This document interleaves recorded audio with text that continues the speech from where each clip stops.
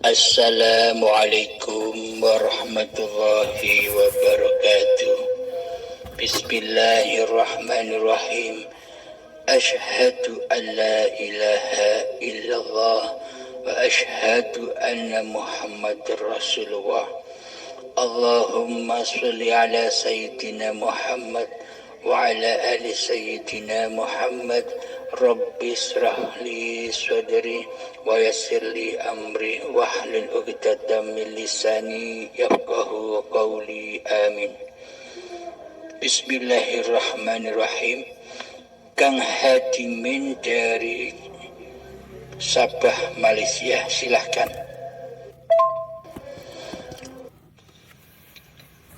Assalamualaikum warahmatullahi wabarakatuh. Saya ada pertanyaan, Kang Mas. Seperti dalam firman Allah Ta'ala dalam surah Al-Qamar yang berbunyi, Inna kulli syai'in khalaqnahu biqadarin. Sesungguhnya kami menciptakan segala sesuatu itu dengan takdir. Kemudian dalam sabda baginda Rasulullah SAW yang diriwayatkan oleh Hakim, Ibnu Hibban dan Tirmizi, tidak boleh ditolak ketetapan Allah Ta'ala itu melainkan doa, dan tidak boleh memanjangkan umur melainkan berbuat baik kepada ibu bapa. Jadi persoalannya ialah, bolehkah doa itu mengubah takdir seseorang? Sekian. Assalamualaikum warahmatullahi wabarakatuh. Terima kasih. Alhamdulillahirabbil alamin. Pertanyaannya, apakah manusia bisa mengubah takdir dengan doa-doanya?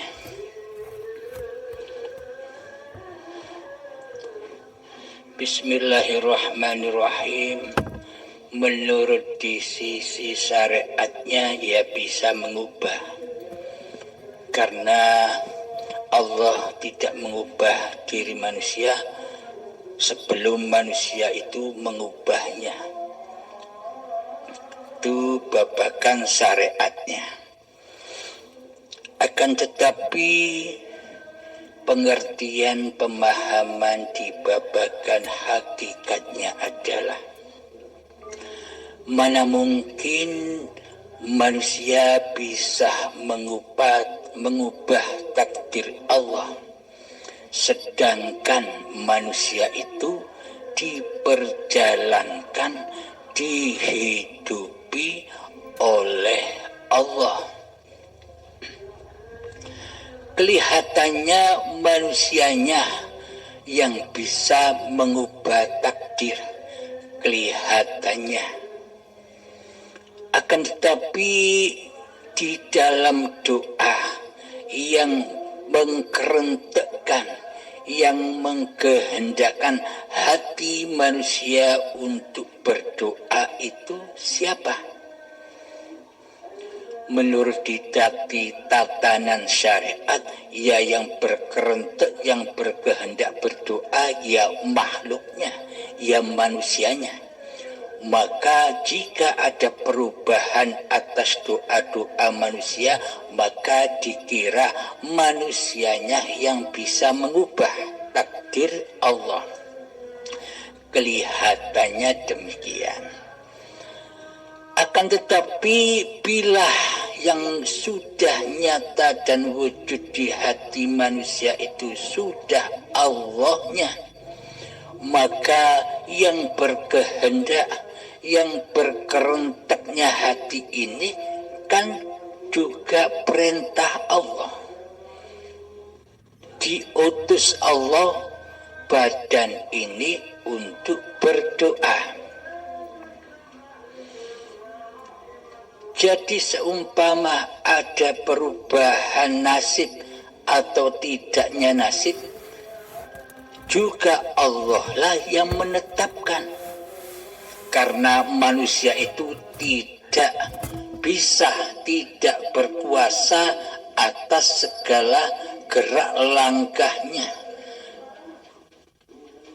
Karena manusia itu hanyalah Muhammad, badan-badan yang diperjalankan oleh Allah, badan-badan yang diutus oleh Allah, yang digerentekkan oleh Allah, diutus makan, badan makan, diutus minum, badan minum, diutus sholat, badan sholat, diutus kerja, badan kerja. Karena kerentek itulah sebuah perintah, sebuah utusan dari hidup kepada badan.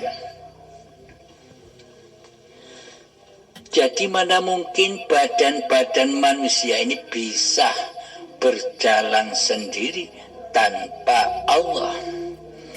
Tak satu pun benda yang bisa bergerak tanpa seizin Allah.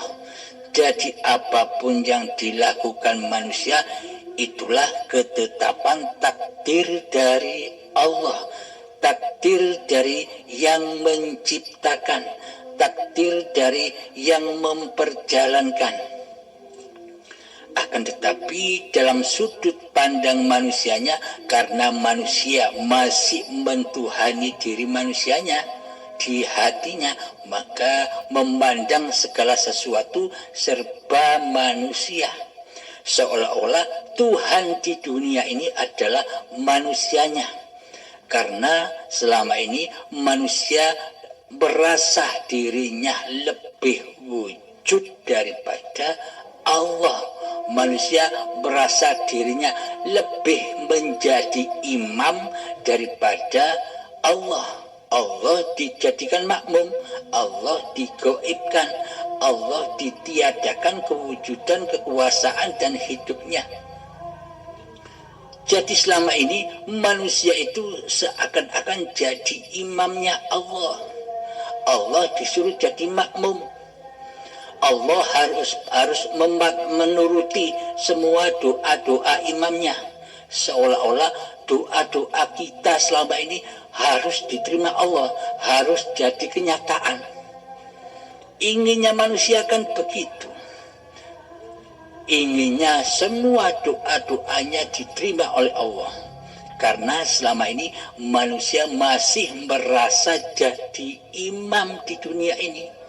Bukan jadi khalifah, bukan jadi wakilullah, yakni jadi imam, jadi Allah tidak terasa. Selama ini kita ini menyerupai Allah tapi tidak terasa, tidak kita sadari. Semua sifat-sifat ya Allah sudah kita rampok. Wujud kita rampok, hidup kita rampok, kuasa kita rampok, ilmu kita rampok, kehendak kita rampok, penglihatan, pendengaran dan berkata-kata kita rampok, semuanya menjadi milik kita. Sedang yang punya sifat itu semua kita singkirkan dari hati kita, kita goibkan dari hati kita, kita jadikan jongos di hati kita. Kita selalu berdoa, ya Allah minta ini, minta itu. Seolah-olah Allah ini jongos kita. Kita yang jadi juragan dan imamnya selama ini. Kita tidak terasa. Karena itulah hebatnya hawa nafsu iblis dan setan menyesatkan manusia. Menyesatkan anak cucu Adam. Yang mestinya Adam tiada, iblis setan hawa nafsu ini mintanya wujud.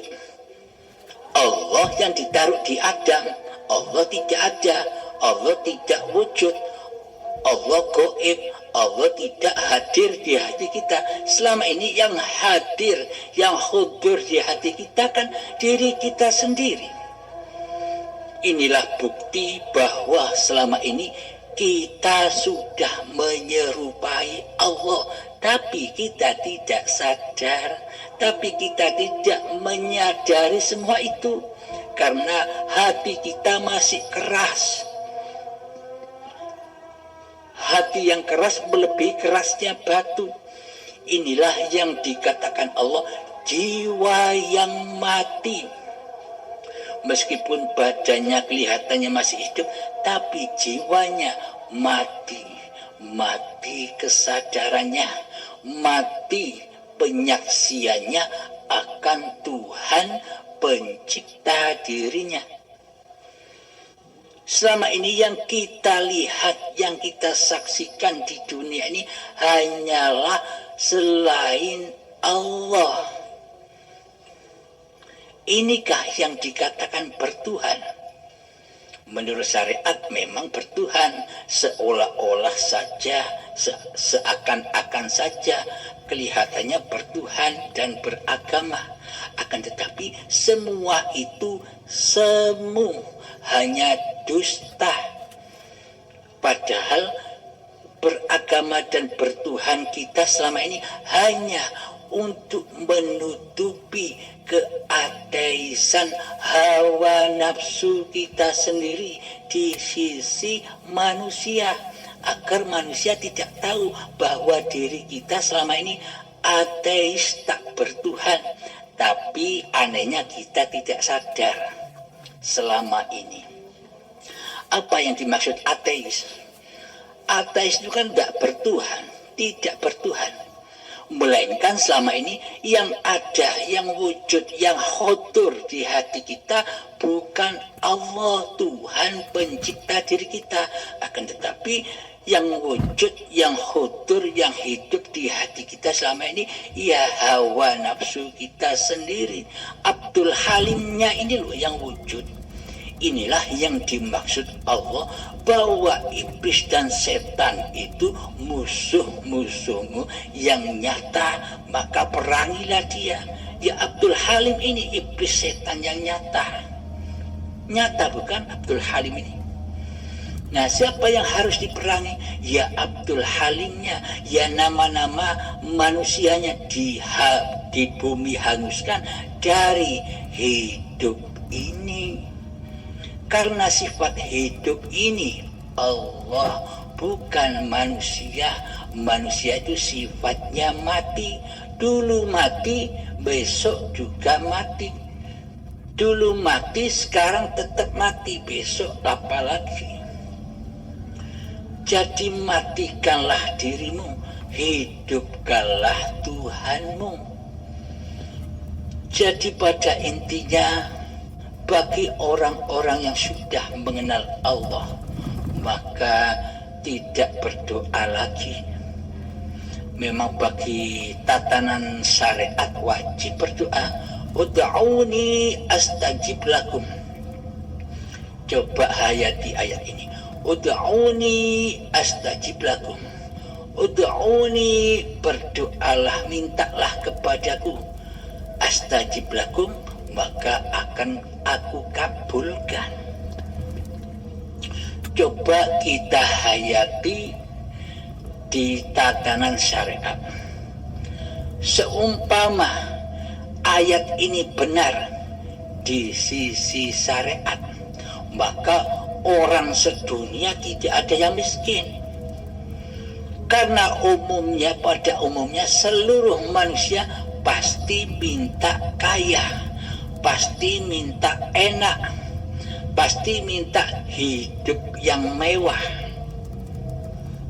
Jadi seumpama bila ayat ini benar di sisi syariat, maka tak satu pun orang yang miskin, karena Allah langsung menerima semua doa-doa manusia. Ya Allah, aku minta kaya, minta mobil, minta ini, minta itu, pasti langsung diberikan. Tapi anehnya, kenapa doa-doa kita terpending atau ditolak oleh Allah? Padahal ayatnya, ud'uni, berdoalah, mintalah kepadaku, astajib lakum, maka akan aku kabulkan. wajib aku kabulkan. Nah, untuk mensinkronkan ayat ini tidak bisa dibabakan syariat, karena jika disinkronkan kepada babakan syariat tak akan nyambung. Ayatnya bilang, ud'uni, berdoalah kepadaku, astajib lakum, maka pasti aku kabulkan. Seumpama sinkron dengan babakan syariat, pasti banyak orang kaya semua. Tak satu pun manusia di dunia ini yang miskin. Semua kaya, semua enak. Buat rumah sendiri, bangun sendiri, buat mobil sendiri, ngerakit sendiri, karena sudah kaya-kaya semua. Tak ada yang jadi jongos, tak ada yang jadi tukang, karena sudah kaya-kaya semua. Tapi kenyataannya sinkron tidak doa ini, ayat ini, jika dibahas di dalam babakan syariat. Kan tidak sinkron. Di dunia ini banyak orang miskinnya daripada orang kayanya. Berarti doa atau kalimat atau ayat ini kan tidak sinkron dengan syariat. Buktinya banyak orang miskin. Sedangkan ayatnya bilang, berdoalah kepadaku, pasti kami kabulkan.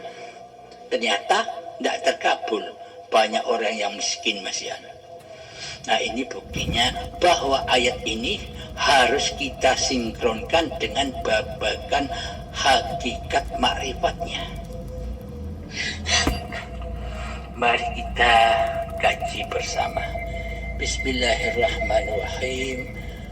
Ud'uni, berdoalah, mintalah kepadaku, astajib lakum, maka pasti kami kabulkan. Pasti, tidak boleh tidak, pasti dikabulkan. Ini bagi siapa? Bukan bagi hamba-hamba yang belum bermakrifat, bukan bagi hamba-hamba yang belum bertuhan kepada Allah. Jadi kalimat ayat ini wajib untuk khusus bagi orang-orang yang sudah bermakrifat kepada Allah, khusus bagi orang-orang yang sudah sadar bahwa dirinya itu dituhani oleh Allah, tidak mentuhani diri sendiri. Jadi maknanya, ud'uni, berdoalah kepadaku, mintalah kepadaku, astajib lakum, maka pasti kukabulkan. Maksudnya demikian. Bagi orang-orang yang sudah rela hatinya, bagi orang-orang yang sudah ridho hatinya, berpasrah diri, aslam kepada Tuhannya, maka bila berdoa, mereka tidak berharap kepada apa yang dimintanya. Contoh, ya Allah, aku minta rumah, ya Allah, aku minta mobil, ya Allah, aku minta motor, dan sebagainya. Akan tetapi bagi ahli hijab, bagi golongan syariat, pasti memandang apa yang diminta, tidak memandang siapa yang memberi. Karena apa yang diminta itulah yang dituhankannya di hati golongan ahli hijab. Namun bagi golongan ahli syuhud, maka apapun yang diminta, hatinya sudah tidak memandang, berharap kepada apa yang diminta. Meskipun minta mobil, minta rumah, minta uang kepada Allah, tapi hatinya tidak fokus kepada apa-apa yang diminta.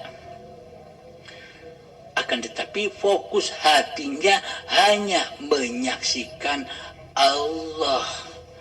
Jadi terkabul dan tidaknya bagi ahli syuhud bukan masalah lagi.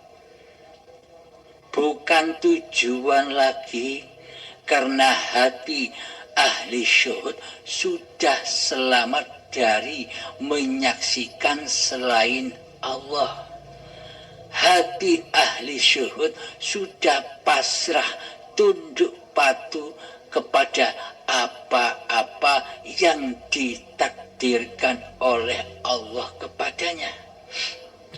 Mereka selalu menikmati apa-apa dan apapun keadaan-keadaan yang menimpa diri para ahli syuhud, karena mereka lebih mementingkan menyaksikan Allah daripada menyaksikan dunia, bahkan menyaksikan dirinya.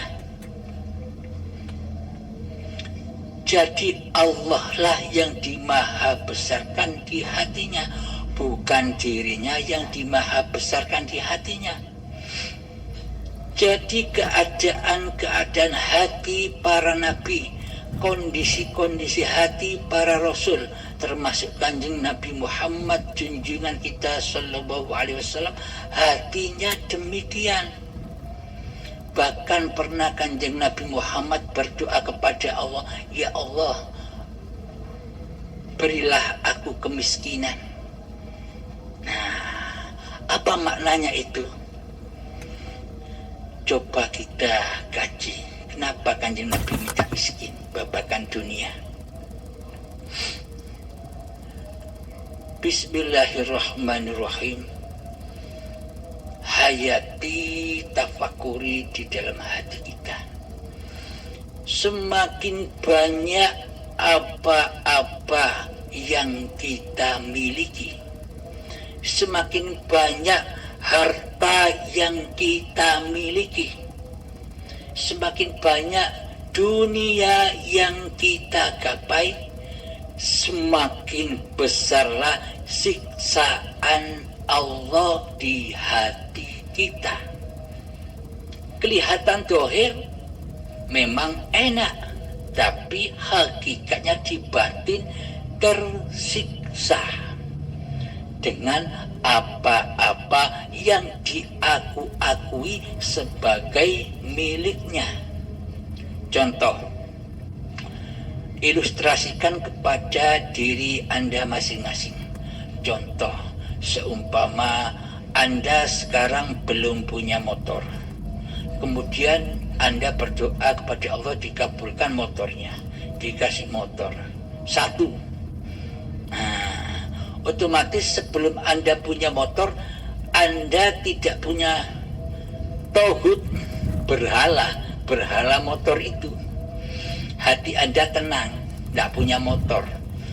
Setelah Anda punya motor, maka hati Anda diikat, dibelenggu oleh motor Anda sendiri. Ketika Anda parkir di toko, Anda tengok terus, Anda diikat oleh motor Anda. Anda disiksa oleh motor yang Anda miliki. Selalu dipandang terus, takut dicuri orang. Itulah siksanya. Kemudian Anda berdoa lagi, minta motor lagi 2, ditambah belenggunya, ditambah. Anda minta mobil, ditambah lagi belenggunya, siksanya ditambah lagi. Seolah-olah kelihatannya di luar diri Anda, orang memandang enak, nikmat, banyak uang, kaya raya. Akan tetapi sejatinya, bila di hati ini masih Abdul Halimnya atau masih manusianya yang wujud menjadi Tuhan, mentuhani hidup dan badan serta harta-harta kita tersiksa di dalamnya. Serba takut hartanya raib, takut hartanya dicuri orang, takut hartanya meninggalkan dirinya, takut anak istri meninggalkannya. Jadi kehidupannya serba takut mati, takut hancur kehormatannya, takut hancur kemuliaannya, takut hilang semua hartanya, endingnya manusia itu yang pertama takut mati. Padahal sifat mati itu sifat manusianya. Loh kok ditakuti? Padahal mati itu enak. Tapi bagi manusia yang tidak mengenal Allah, maka pasti takut mati. Karena bagi manusianya mati itu sengsara, tidak enak. Kata mereka yang belum kenal Allah. Karena apa? Tidak enaknya bagaimana? Takutnya bagaimana? Karena dirinya tidak tahu jalan pulang, mau rojiun kemana. Sedang dirinya tidak mengenal Allah, tidak mengenal Tuhan tempat kembali. Meskipun di badannya terselimuti oleh agama dan bertuhan di sisi manusia, seolah-olah sudah beragama dan bertuhan, tapi itu hanya kulit saja, hanya bungkus saja. Maka semakin banyak harta, semakin banyak apa-apa yang kita akui sebagai milik kita, itulah api-api anar, api-api jahanam yang bakal membakar kita di dalam kuburan ini. Di mana kuburannya? Ya badan yang dari tanah ini loh. Alam kubur. Ketika jiwa mati, meskipun badan tidak mati, kata Allah kematian itu bukan badannya yang mati. Kematian itu adalah matinya jiwanya, mati kesadaran hatinya untuk bertuhan, yakni karena selama ini kita tidak bertuhan, meskipun di dalam sisi manusia kita bertuhan seolah-olah saja. Sejatinya di dalam hati kita tidak bertuhan kecuali mentuhankan diri kita sendiri. Maka matilah jiwa ini, mati kesadarannya, akhirnya dikubur di dalam badan-badan ini yang dari tanah kuburan ini. Badan ini kan dari tanah, jadi kuburan itu ya di dalam badan ini, disiksa di dalamnya. Itulah yang dinamakan siksa kubur. Panasnya hati manusia terselimuti fahsya wal mungkar, terselimuti iri, dengki, hasud, dendam, benci, dan lain sebagainya. Itulah api-api yang membakar manusia, api-api yang tak berasap. Jadi siksa kubur, siksa neraka itu bukan nanti para sahabat, sekarang sudah terjadi. Buktinya apa? Bahan bakar neraka itu tidak akan menyala bila tidak ada bahan bakarnya. Kata Allah, apa bahan bakarnya neraka jahanam itu? Bahan bakarnya adalah badan-badan manusia dan hati yang keras melebihi kerasnya batu. Itulah bahan bakarnya siksa kubur dan jahanam. Kapan terjadinya? Besok apa sekarang? Jika besok badan dikubur menjadi tanah lagi, kan badannya sudah tidak ada, hatinya pun sudah tidak ada, karena sudah rojiun kepada Allah, sudah beres. Jadi pembalasan hari pembalasannya sudah ditempuh lewat syakaratul maut, lewat azabnya syakaratul maut. Di sana dikelongkop satu persatu. Sakitnya seperti, kata Imam Al-Ghazali, sakitnya seperti kambing disayat hidup-hidup. Itu sakitnya masih 1000 kalinya. Jadi dikelongkop pelan-pelan satu-satu, kewujudan manusianya dikelongkop paksa dengan sakitnya, kehidupan manusianya dikelongkop, kekuasaan manusianya dikelongkop, diazab sakaratul maut. Istrinya, anaknya ikut membantu ngelongkop orang tuanya, karena istri, suami atau dan anaknya ketika hidup yang paling dicintainya. Apa-apa yang dicintainya selama hidup itu akan menyiksa, mengelongkop dirinya.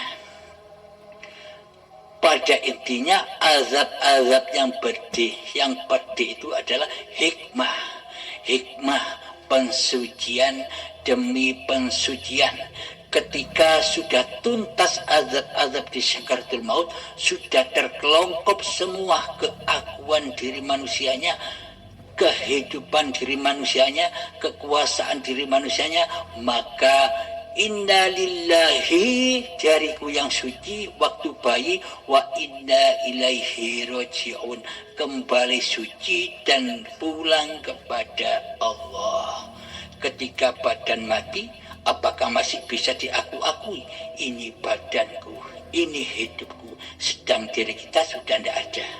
Goib kembali seperti dulu. Sebelum akil balik kita goib, kembali menjadi goib. Sebelum akil balik kita suci, kembali kepada suci. Coba hayati pelan-pelan di hati kita. Coba tafakuri pelan-pelan di hati kita. Logikanya begini. Jika nanti setelah matinya badan masih ada siksa di kuburan tanah, masih ada pagelaran lagi, azab kubur, akhirat, kiamat, hari hisab, maka Allah dusta mengatakan bila ada orang meninggal, bacalah inna lillahi wa inna ilaihi roji'un. Berarti kan tidak usah ayat itu kalau masih ada pagelaran manusia. Jadi ayat inna lillahi wa inna ilaihi roji'un sudah tidak berlaku apabila setelah mati masih ada alam-alam gaib itu,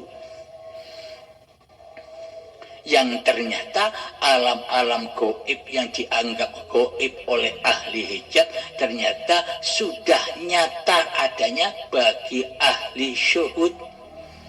Nyata sekarang, bukan nanti. Hari akhirat itu apa sih? Bukan nanti akhirat itu. Akhirat itu ya sekarang. Ketika hati kita sudah nyata bahwa Allah itu yang mentuhani diri kita, bahwa hidup ini Allah, itu loh akhirat. Akhir perjalanan manusianya, yakni manusianya digoibkan, ditiadakan, yang nyata, yang wujud, yang hidup hanya Allah saja. Loh itu loh akhirat. Itu loh yang dikatakan alam lillahi ta'ala. Maka dari itu Allah dan Kanjeng Nabi Muhammad menuntun kita semua di dalam syariat, yakni di dalam seluruh ibadat dan sholat wajib diawali dengan niat. Agar apa?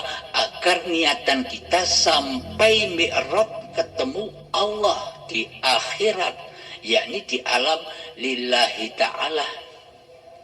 Akan tetapi selama ini di dalam sholat kita, di dalam ibadah-ibadah kita, kita menyimpang jauh dari ajaran Allah dan Rasulullah.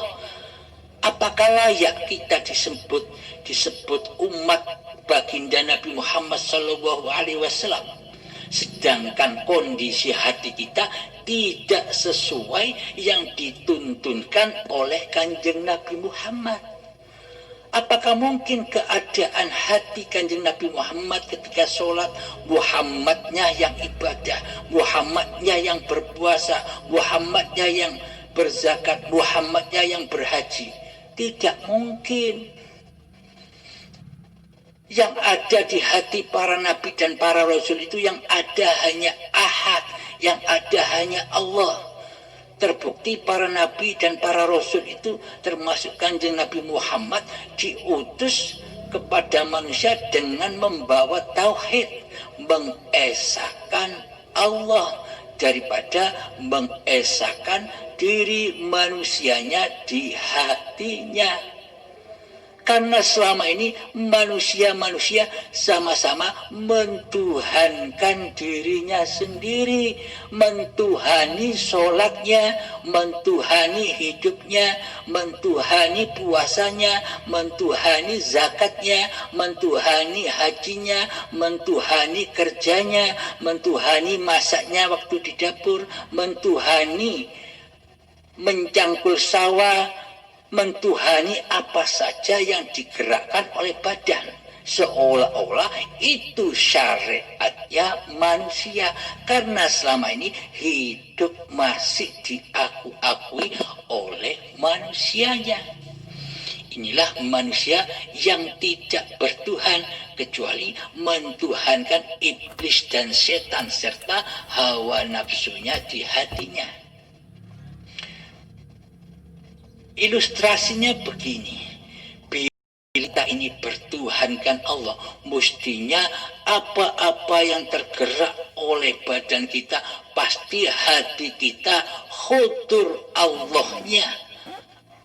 Allah lah yang memakankan badan, Allah lah yang memandikan badan, Allah lah yang memasakkan badan di dapur, Allah lah yang memperkerjakan badan, Allah lah yang menaikkan motor badan, Allah lah yang mensolatkan badan, Allah lah yang mempuasakan badan. Jadi di hati kita pasti hudur Allahnya yang mentuhani tindak lakunya badan ini. Inilah yang dimaksud hamba yang bertuhankan Allah. Tapi nyatanya selama ini praktek hati kita bagaimana? Menyimpang bukan dari ajaran Allah dan Kanjeng Nabi Muhammad SAW yang selalu mengesahkan Allah di hatinya. Maka dari itu terbukti apa-apa yang diperintahkan, yang dibawa di dalam syariat itu wajib diberi niat. Yang akhir niatan semuanya ada pintu masuknya, ada passwordnya, lillahi ta'ala, milik Allah, bukan milik manusianya. Alhamdulillahirabbil alamin. Pada inti pertanyaannya, ud'uni astajib lakum. Jadi bagi hamba yang sudah mengenal Allah, maka sudah tidak memandang apa yang dipintanya, akan tetapi hamba sudah memandang kepada siapa yang memberikan apa yang kita minta. Jadi diberi, dikabulkan atau tidaknya sudah bukan tujuan lagi. Jadi ketika dikabulkan, Allah lah yang berkehendak. Jika kita tidak dikabulkan atas doa, juga Allah lah yang berkehendak.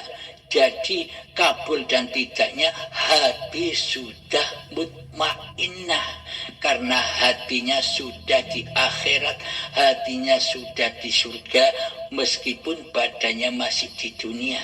Inilah aplikasi doa Rabbana atina fid dunya hasanah wa fil akhirati hasanah wa qina adzabannar.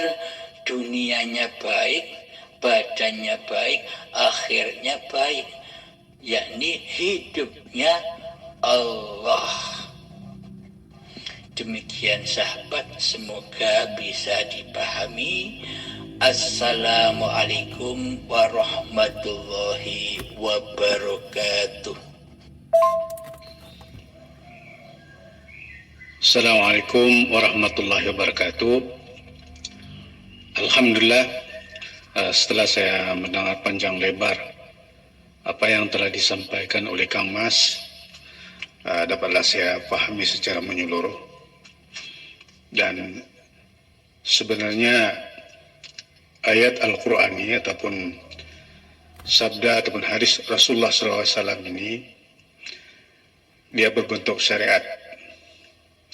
Jadi untuk lebih memahami secara keseluruhannya, kita kena pandang secara mendalam lagi. Tidak sekadar hanya pada apa yang tertulis, tetapi dilihat secara ke dalam konteks pahaman ma'rifatullah. Jadi bagi mereka-mereka yang telah sampai kepada tahap ilmu ma'rifatullah itu, maka secara tidak langsung penyataan daripada ayat Al-Quran dan sabda itu dia telah kita ghaibkan, artinya dia di bawah kadar syariat. Jadi bagi mereka yang telah memahami secara ma'rifatnya, maka secara langsung ayat-ayat tadi ataupun hadis tadi kita telah ghaibkan. Oke, itu saja yang dapat saya paham dari apa yang telah diterangkan oleh Kang Mas berkaitan dengan syariat itu. Secara tidak langsung dia sudah tidak ada lagi ataupun dia sudah ghaib. Sekian, Assalamualaikum warahmatullahi wabarakatuh. Terima kasih. Waalaikumsalam warahmatullahi wabarakatuh. Semoga kita semua memahaminya. Dan akhir kalam, Assalamualaikum warahmatullahi wabarakatuh.